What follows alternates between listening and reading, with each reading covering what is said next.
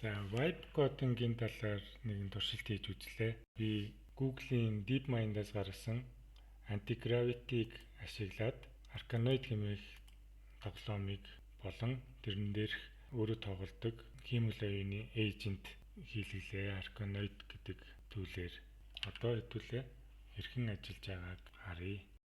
Reinforcement learning-ээр сургасан бөгөөд сургалтын явцад бүх блокийг өөрөө нурааж байгаа.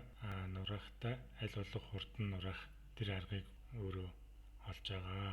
Миний ажигласнаар блокуудыг бөмбөгөө арт талд нь гаргуул илүү хурдан нураах ёстой гэсэн тактикийг reinforcement learning-ийн арга маань өөрөө бодож олоод тэр тактикаар тоглож байгаа ажиглагцсан. За, энэ талаар бас Google-ийн DeepMind-ийн баримтат кинонууд дээр тайлбарлагдсан байдаг.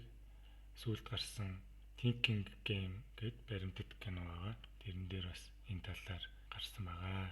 За, би бас тэр баримтат киног үзээд яг энэ Arkanoid гэдэг тоглоомыг бичиж үзье гэсэн тийм сэтэл төрсөн. За, яг одоо ажиллаж байгаагаар бол блокны арт талд гаргаснаар хэд хэдэн блокийг нураасан. Анхаарал тавьсан явдал баярлалаа. Энэ кодыг туршиж үзхийг хүсвэл GitHub дээр inlab.mn Arkanoid AI RL гэсэн репо байгаа.